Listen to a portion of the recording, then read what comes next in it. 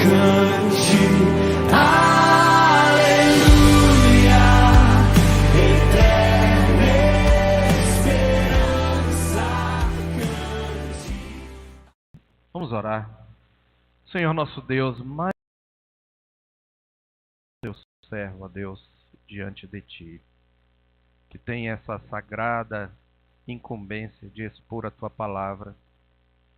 Queremos mais uma vez pedir, dá-nos um coração, Pai, verdadeiramente submisso a Ti e atento a ouvir o Teu Evangelho, o Evangelho da glória de Cristo. Usa o Teu servo poderosamente, fala ao nosso coração. Em nome de Jesus. Amém. Olá, ovelhas difíceis, tudo bem? Bom ver vocês. Eu chamo vocês de difíceis, vocês sorriem, que fofos vocês são. É uma alegria estar aqui com vocês, servi-los mais uma vez com a palavra de Deus. Antes de irmos para a mensagem, entretanto, se me permitem, quero apenas mostrar alguns livros rapidamente, que você encontra na nossa livraria, e que eu com alegria posso fazer uma dedicatória a você, caso você deseje. Um deles é esse aqui, Futebol é Bom para o Cristão. Como assim, um livro de futebol? É uma análise teológica do amor humano por diversão, por entretenimento, em particular seis seres que criam jogos, criam esportes, criam coisas divertidas. Então, se você quiser pensar mais biblicamente sobre seu time ruim, você pode vir aqui. Futebol é bom para o cristão. Devia mudar para a ginástica olímpica, é bom para o cristão, né? Anda melhor para a gente. Esse aqui é meu penúltimo livro, é um livro sobre a história de Sansão. Sansão e o amor invencível. A vitória de Deus por meio de heróis quebrados. Sansão está lá em Hebreus 11, algumas pessoas ressentem isso. Poxa, um cara que fez tanta bobagem. Pois é, venha conhecer a história de Sansão. Esse aqui se chama Isto é Filtro Solar. Passei filtro solar o dia inteirinho indo lá para a Guiana, foi muito legal. O dia inteiro lá no filtro solar. É um livro sobre Eclesiastes e a vida debaixo do sol. E por fim, esse aqui é meu último livro, se chama Vale da Sombra da Morte, Cristo nas piores histórias bíblicas. A gente está para entrar numa história bíblica bem pesada, e a Bíblia é cheia delas, não é? Algumas que a gente fala assim, tirem as crianças da sala. Eu escolhi tratar de 10 dessas histórias bem escuras, como o Levita e a concubina, as filhas de Ló, o embebedando, a história de Judá e Tamar e várias outras, para mostrar para vocês, para juntos olharmos esses vales escuros da Bíblia e vermos que a promessa do Salmo 23 é verdadeira. O bom pastor está lá, nas maiores escuridões. Então, se quiser dar uma olhadinha, pode ser que te interesse. Agradeço. Momento merchan finalizado. Queridos, nós acabamos de ouvir o reverendo Dario nos instruindo e nos falando sobre a glória desse mundo. Foi bom, né, ouvir sobre tudo isso. Salmo 104, Jó 38, são algumas das passagens mais espetaculares da Escritura. A minha tarefa é retornarmos a Reis. Como eu falei para vocês, estamos lidando com 3 episódios da vida do rei Salomão, para pensarmos sobre o tema da nossa conferência, sobre os filhos do reino, o mundo de trevas e tudo que vem com isso. Ontem nós falamos sobre aquele pedido por sabedoria, e hoje nós vamos para a história seguinte. Eu peço que você abra em 1 Reis 3, de 16 a 28. Afinal, a hora já vai avançada para a gente ganhar tempo. Discretamente, faço assim, não mamãe, isso é o Novo Testamento, é mais para cá, olha. Reis é no Antigo.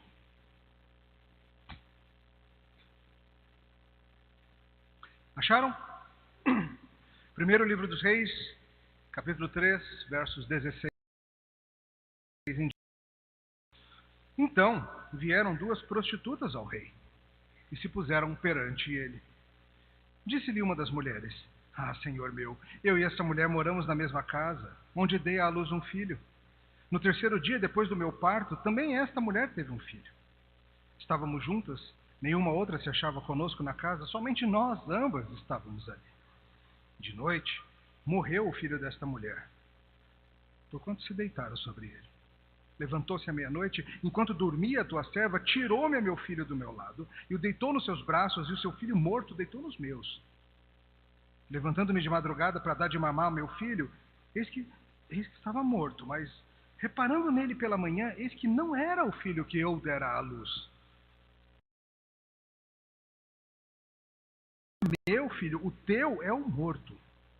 Porém esta disse, não, o morto é o teu filho, o meu é o vivo. Assim falaram perante o rei.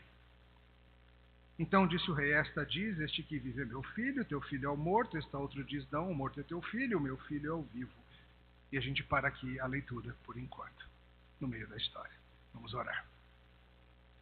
Senhor, nós pedimos que o Senhor abençoe-nos ao considerarmos essa história tão complexa e tão estranha que se deu nas cortes do rei Salomão. Em nome de Jesus.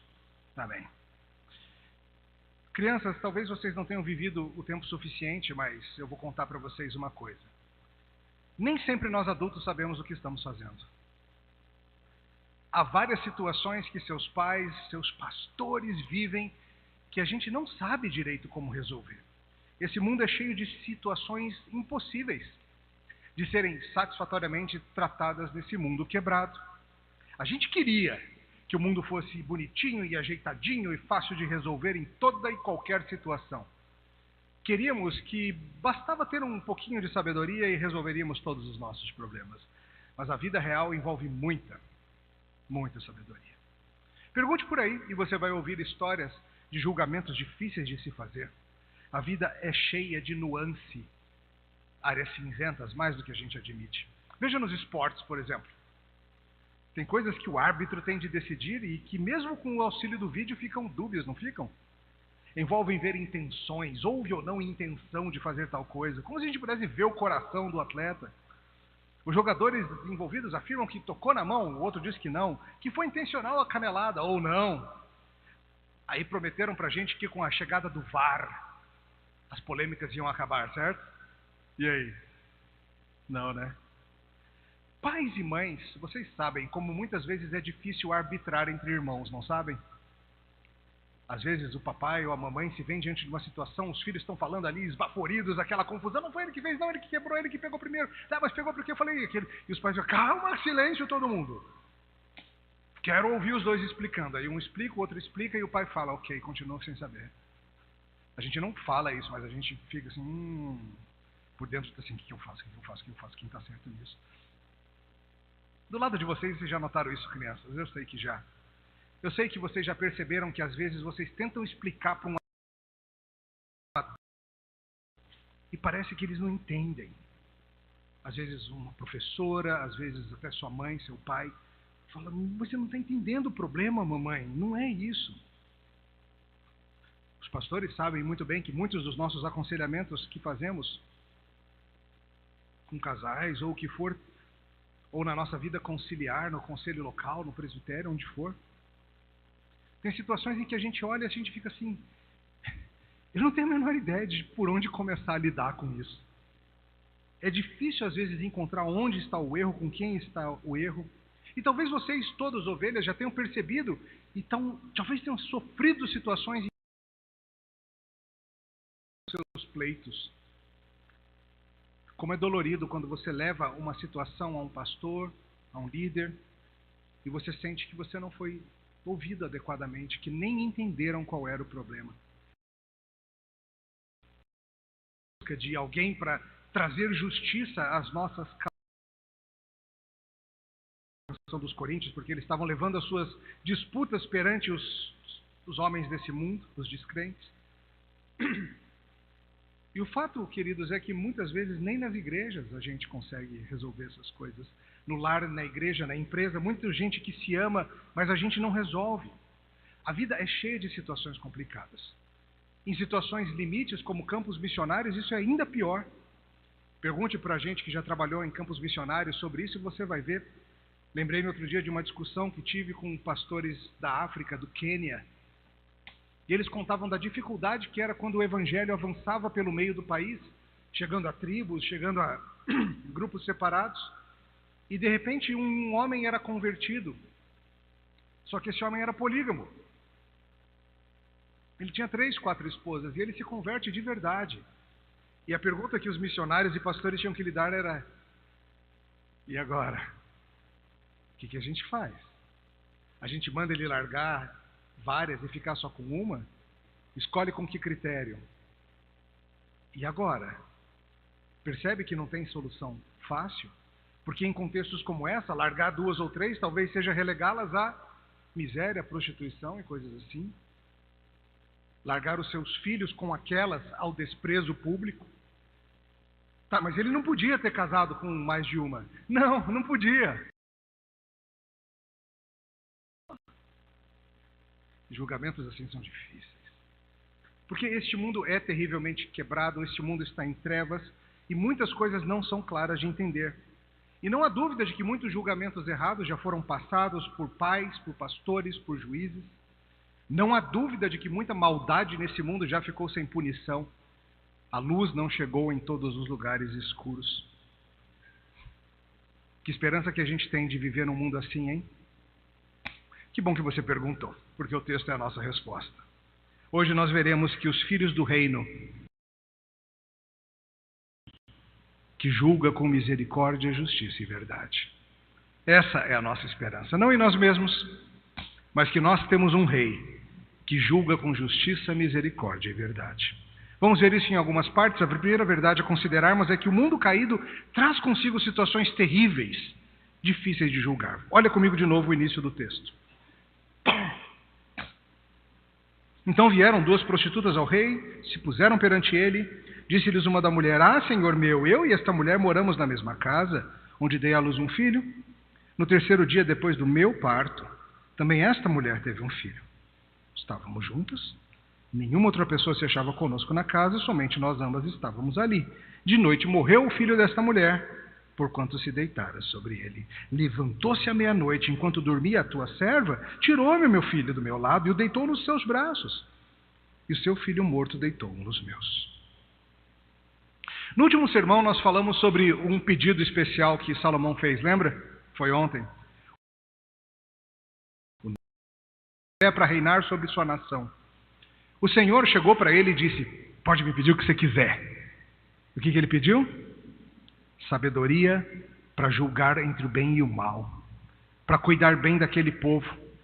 Ele reconheceu a fidelidade pactual de Deus, ele reconheceu que se não fosse o Senhor intervindo, ele nem rei seria.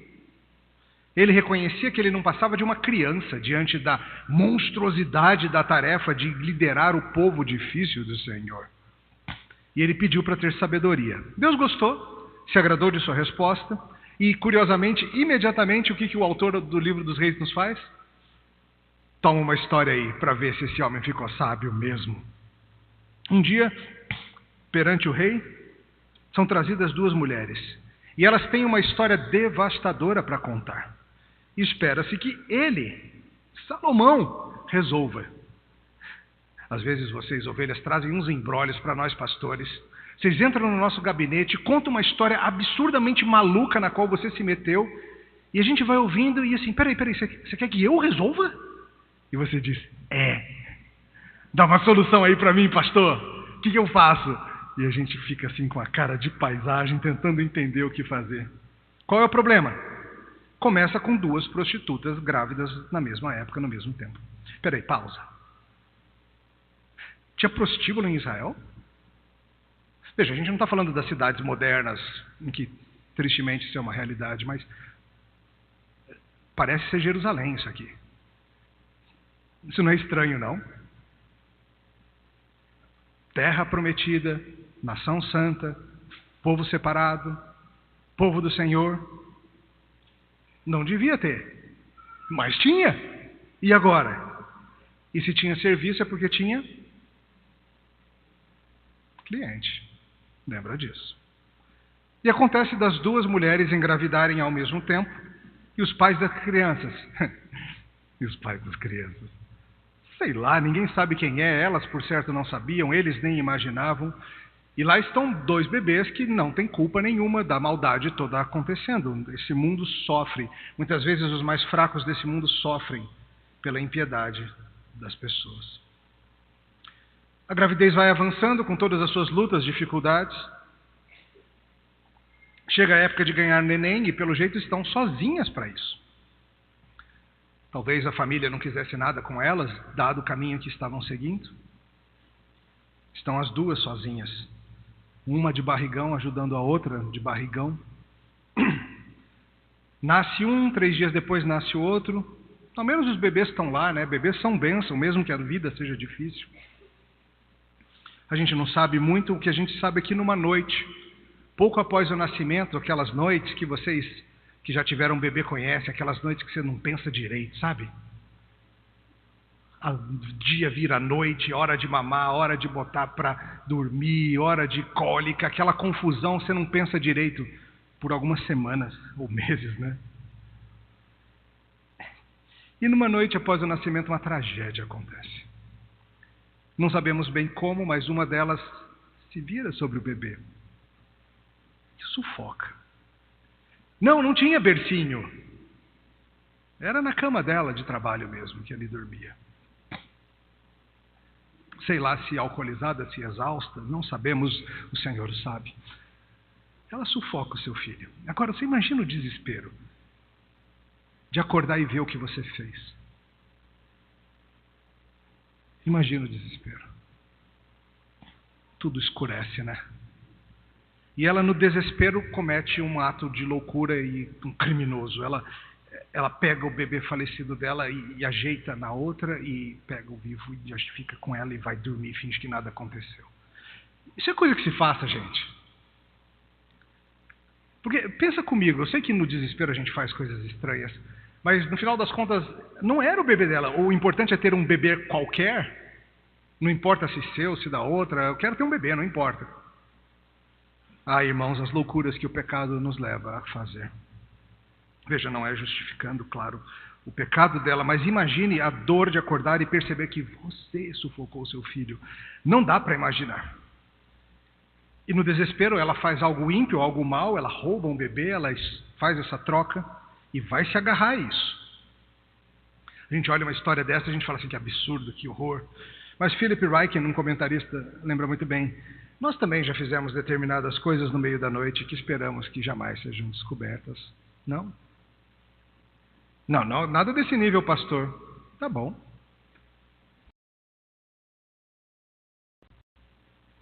Mas quem dentre nós não tem na sua história ações feitas ou por inveja ou por descontentamento? Ações feitas na rebelião do coração, em que a gente tenta corrigir um pouco do mal desse mundo quebrado, desse mundo de trevas, fazendo do nosso jeito. A providência de Deus não andou como eu queria, eu vou fazer do meu jeito. Você não consegue nem um pouquinho se identificar com essa mulher? Nunca nos seus dias você fez uma coisinha assim meio torta, porque a providência do Senhor não andou do jeito que você sonhava ou pediu?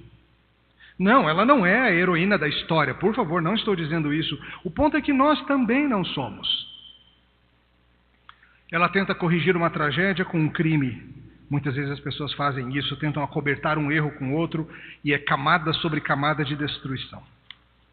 A outra mãe não percebeu que tudo isso aconteceu, talvez tivessem ali um ambiente separado na casinha, talvez um lençol entre as duas, sei lá. De madrugada ela acorda para dar de mamar. Talvez assustada com o silêncio, né?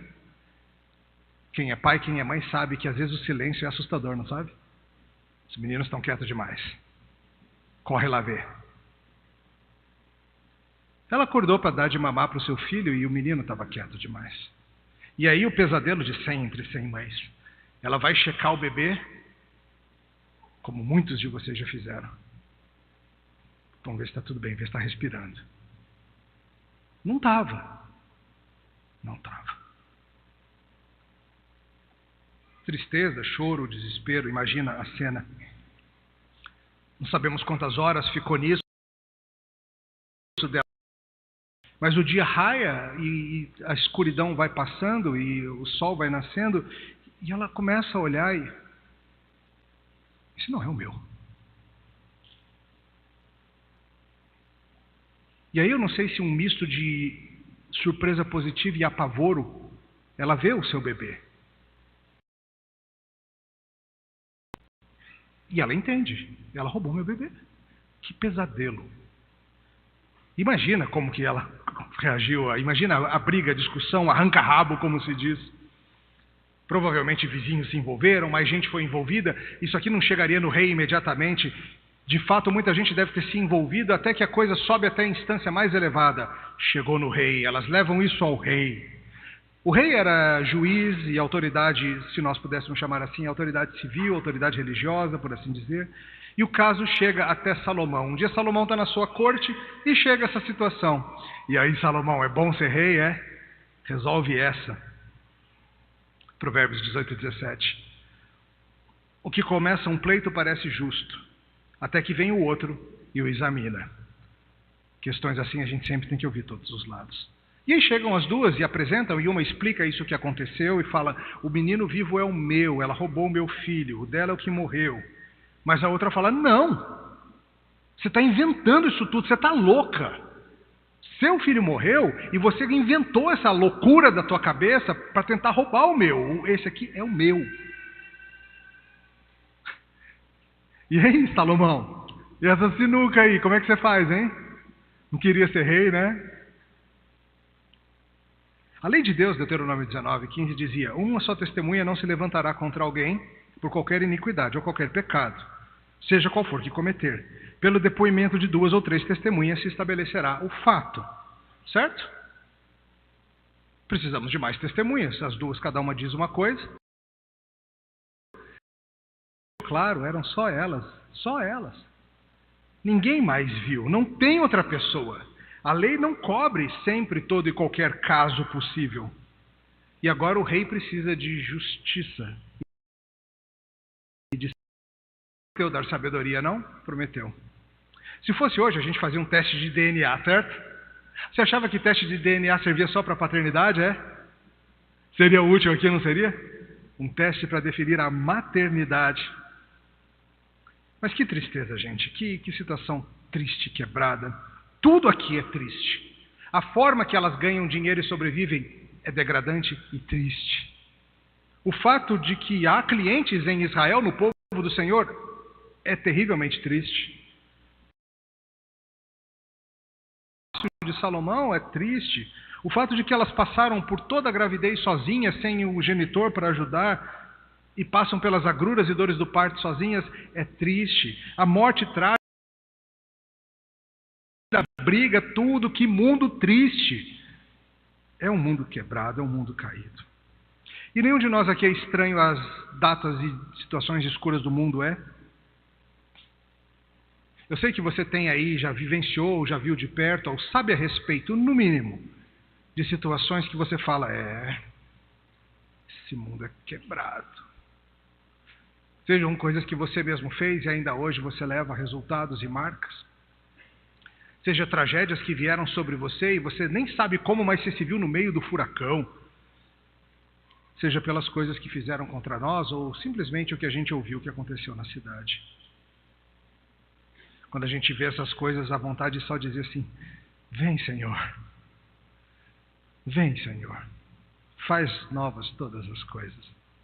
Quem pode resolver uma situação dessas? Meu Deus.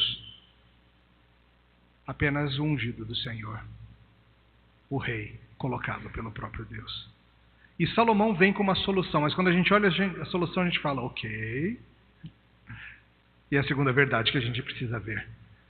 Confiemos na sabedoria, compaixão e justiça do rei que Deus escolheu. Versos 24 a 27, vamos ver o final da história. Disse mais o rei: trazei-me uma espada. Trouxeram uma espada diante do rei. Disse o rei: dividi em 2 partes o menino vivo, dai metade a uma e metade a outra. Oi? Então a mulher cujo filho era o vivo falou ao rei, porque o amor materno se aguçou por seu filho, e disse: Senhor meu, dá-lhe o menino vivo e por modo nenhum mateis. Porém a outra dizia: nem meu nem teu, seja dividido. Então respondeu o rei: dai a primeiro o menino vivo, não o mateis, porque esta é sua mãe. Todo Israel ouviu a sentença que o rei havia proferido, e todos tiveram um profundo respeito ao rei, porque viram que havia nele a sabedoria de Deus para fazer justiça. Fala assim: pega minha espada, eu vou dividir a criança, cada uma leva metade. O quê? Isso foi de 0 a 100 muito rápido, não foi? Olha a solução de Salomão, ela parece à primeira vista algo absurdo. Ele não era para ser um sábio? E isso resolve alguma coisa, essa solução tola, bárbara, absurda? Cortar no meio o bebê? Como que isso vai resolver? A gente não sabe se era cortar assim ou cortar assim, não sei. Às vezes precisam julgar entre vocês, crianças, com situações envolvendo corte. Sempre que tem que dividir o bolo, que tem que dividir a pizza, ele ficou com um pedaço maior do que o meu. Já viu isso, crianças? Nunca vi uma criança chegar: mamãe, você me deu um pedaço maior, não está justo isso. Divida melhor. Já viram criança fazer isso? Aliás, pais, tem uma solução perfeita para isso, tá? É o clássico, um corta, o outro escolhe. É assim que a gente resolve essas pendengas entre as crianças. Uma corta e a outra escolhe, certo? Vai funcionar melhor assim. Essa solução é boa, mas a de Salomão não me parece boa não, porque a gente quer um bebê vivo, né? Ele quer o bebê, todas as mulheres querem o bebê vivo. E o tão lindo é que as duas têm respostas bem diferentes à proposta. A que roubou o bebê vai na linha do: ok, tudo bem. Cara, imagina estar com o coração nesse ponto,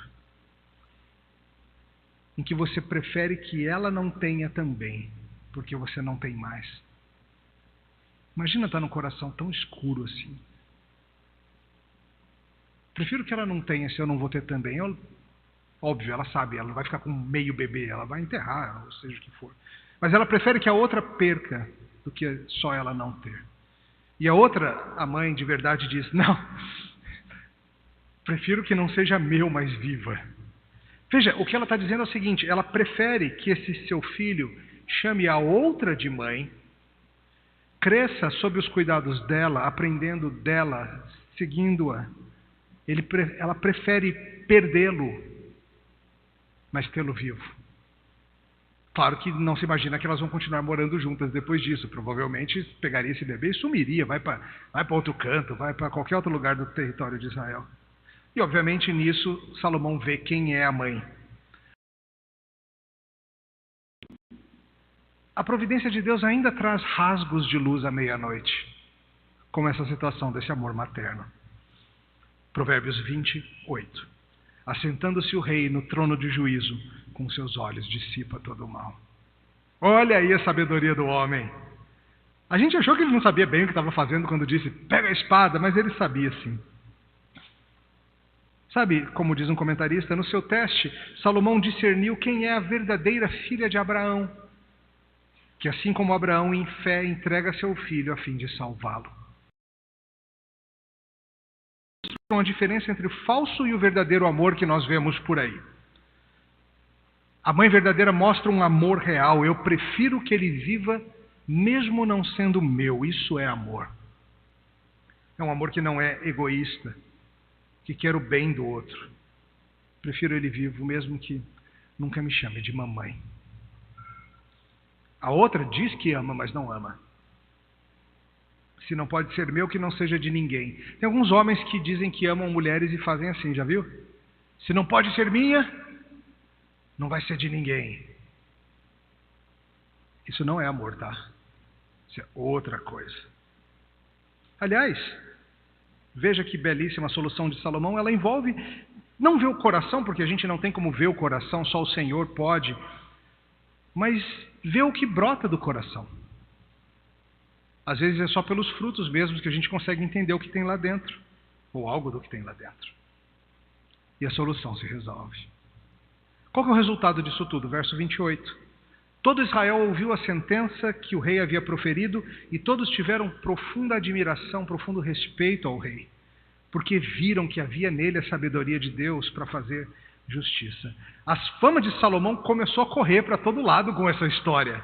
Até você aqui 3.000 anos depois está ouvindo sobre isso? Essa fama não para de correr. Imagina o povo contando nas ruas, nas casas, na praça, falando: gente, vocês não sabem o que aconteceu hoje na sala do trono. O quê? Conta. E contando, e aí uma conta para outra: irmã Miriam, você não sabe o que o rei fez hoje. Conta, irmã Melequede, o que foi? Ah, o rei estava lá, aí chegaram 2 prostitutas. O quê? Não conta. A fama foi crescendo. Aliás, eu quero que você veja mais sobre a sabedoria e a justiça desse rei. Porque note não apenas a sua sabedoria e justiça, Mas veja a compaixão e misericórdia desse rei.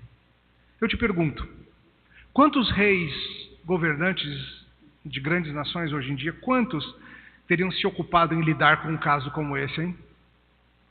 Veja, Salomão não está arbitrando entre ricos comerciantes, ou entre generais e apoiadores do seu regime, ou entre seus príncipes e princesas, seus filhos. 2 prostitutas sem nome recebem uma audiência com o rei do povo de Deus. É tão belo ver isso. Ver o grande, rico, sábio, glorioso e poderoso rei Salomão cuidando de gente de situação pequena, excluída, imprópria, suja. Um rei cheio de compaixão. Você se lembra que ele tinha uma antepassada chamada Raabe? Lembra disso? Salomão sabe que o Senhor pode transformar o caminho de qualquer pessoa. Raabe, sua antepassada Ruth, sua mãe. Salomão sabe, ele já conhece essa graça do Senhor. A graça do Senhor o leva a usar sim da verdade e da justiça, junto com a compaixão. Essas coisas não são excludentes no nosso Deus. O Senhor não precisa escolher entre ser compassivo e misericordioso ou justo. Ele é todas essas coisas. Nós é que temos dificuldade com essa conjunção toda. Muitos diriam hoje, inclusive, essas duas não têm nem direito de chegar diante do rei. Imagina se esse tipo de gente começar a aparecer na igreja porque quer ouvir sobre Jesus. Como que você reagiria? A mulher faz isso, vive disso, destruidoras de lares, seja como for que você queira chamá-las, e quer que o rei dê atenção e julgue com justiça. Ponham-se para fora daqui, diríamos nós. Mas o ungido do Senhor não é assim. Ele as trata como seres humanos, feitas e tratadas com justiça e misericórdia. Ele se envolve, ele se dá ao trabalho. Não é diferente com o nosso Senhor Jesus, é?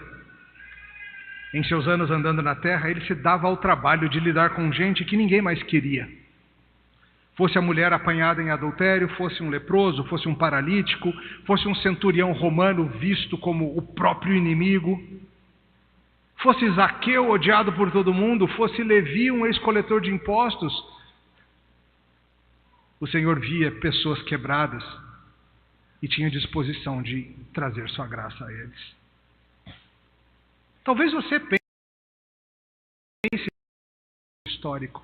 Talvez você olhe para a sua vida e você veja assim, cara, eu não sou... Se tem alguém que não pode chegar perto de Jesus, sou eu. O que eu já fiz? Talvez não tenha recebido por isso, mas talvez você tenha dormido com metade da cidade. Você pensa, Cristo, na hora que me vê por perto, vai me chutar para longe. Não vai. Não vai, irmão. Não vai, irmã. Ele vai te acolher. Todo aquele que vem a mim, de modo nenhum, lançarei fora. Pode ter certeza disso. Tem vários dos seus dramas, vários dos seus pequenos dramas que você sabe que se você contasse para as pessoas, elas iriam parar de olhar para você com respeito, com amor, com dignidade. Mas sabe quem que nunca iria parar? Ele, Jesus Cristo. Ele conhece o teu pior. E ele se entregou por você assim mesmo, para trazê-lo para perto de si. Sim, é pecado o que elas fazem para viver, não tenha dúvida disso. Mas também é pecado o que foi feito contra essa mulher. Ela merece justiça e compaixão, mesmo sendo pecadora. Essas coisas não são excludentes, irmãos. Estamos dispostos a receber as trevas para o reino da luz? Porque veja, ok, nós somos filhos do reino e o mundo está em trevas. Sim, mas a nossa oração, o nosso trabalho é para que mais e mais pessoas deixem esse reino das trevas, não é? Não é isso que a gente gosta? Que as pessoas venham a Cristo, deixem as trevas e se agarrem à luz? Então deixa eu te contar, essas pessoas que vêm das trevas vêm com história. Vêm com rastro. Vêm com feridas. Vêm com soluções, com situações que a gente vai olhar e falar, eu não tenho a menor ideia de como resolver essa tua situação. As trevas quebram o mundo. As trevas bagunçam as coisas. A notícia do que Salomão fez se espalha. Em todo lugar está se falando na sabedoria dele. Depois pega para ler o Salmo 72, a oração que ele mesmo, Salomão, faz, pedindo por ele, por um rei justo. E é interessante, outros comentaristas como Dale Davis fazem Isaías capítulo 11, que é sobre o outro rei, um outro filho de Davi. Salomão foi sábio e justo e cheio de misericórdia, mas os profetas falavam para esperarmos alguém maior. O profeta Isaías diz assim no capítulo 11: do tronco de Jessé sairá um rebento, das suas raízes um renovo, repousará sobre ele o Espírito do Senhor, o Espírito da sabedoria e do entendimento, o Espírito de conselho e de fortaleza, o Espírito de conhecimento e temor do Senhor. Ele vai se deleitar no temor do Senhor. E ele não julgará segundo a vista dos seus olhos, nem repreenderá segundo o ouvir dos seus ouvidos, mas julgará com justiça aos pobres e decidirá com equidade a favor dos mansos da terra. Ferirá a terra com a vara da sua boca e com o sopro dos seus lábios matará o perverso.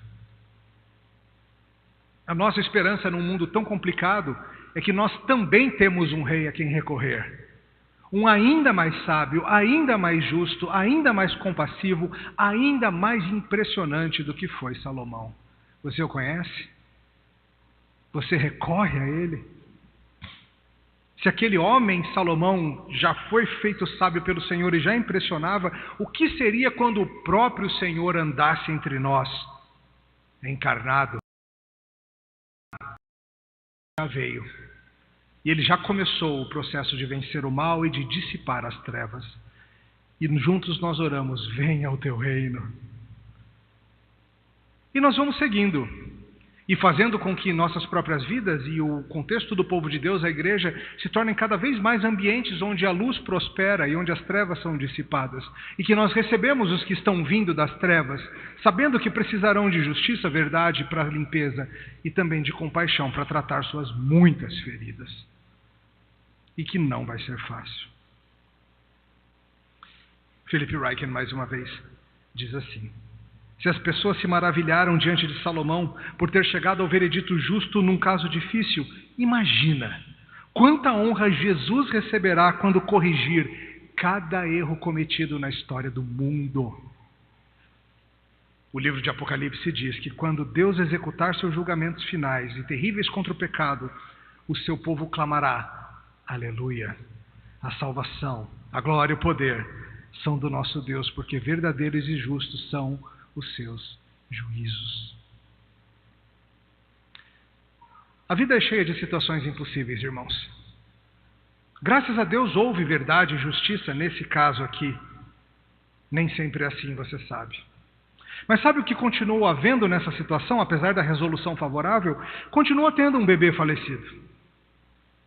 Continua tendo uma mãe numa situação de vida terrível com a culpa do que fez. O que será que foi dela, hein? E da outra, a que continuou com o bebê, o que foi dela? Será que continuou naquela vida tão degradante, pecaminosa e torta? Porque veja, muito se resolveu, mas ainda não. Já resolveu muita coisa, mas ainda não.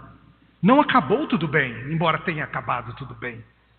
Porque Salomão tinha limites no que ele, como rei, é capaz de fazer. Precisávamos de um rei melhor do que ele. Alguém capaz de fato, resolver todos os erros da história do mundo. E Deus tinha uma solução para um dilema muito maior do que das duas prostitutas. Como poderia ser possível fazer com que a justiça e o amor de Deus prevalecessem ao mesmo tempo? Deus tinha uma ideia. Deus tinha uma solução, sabe qual? É uma solução aparentemente ainda mais louca do que uma espada para cortar um bebê no meio. Eu vou colocar o meu próprio filho na cruz. Quê? Isso mesmo. Como assim? Desse jeito eu resolvo tudo. A minha justiça vai ser satisfeita, punindo o pecado de vocês nele. E o meu amor vai ser completo, pois vai ser no lugar de vocês, para vocês não precisarem morrer.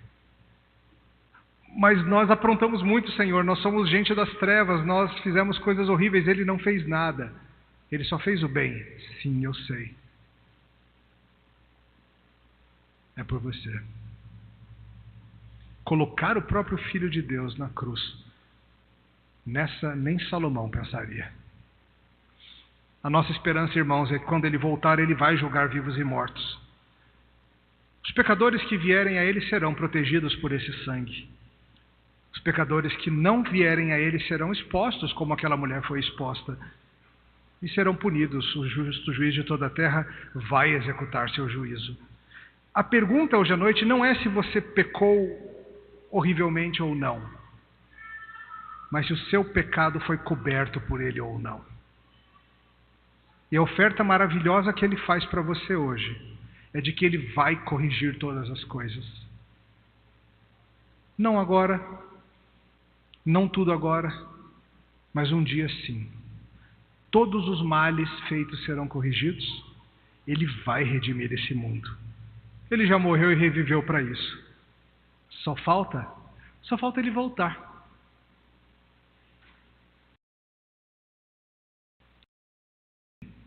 E a noiva diz: vem. Vem, Senhor. Vem refazer todas as coisas. Vamos orar? Senhor, nesse mundo tão cheio de aflições e tristeza e coisas estranhas, nós nos vemos perplexos muitas vezes. Olhamos para as situações ao nosso redor, olhamos para o tamanho da maldade no mundo, olhamos para nossas próprias vidas, olhamos para a gente próxima, para a gente distante, a gente vê um mundo tão quebrado, Senhor, e a gente pede misericórdia.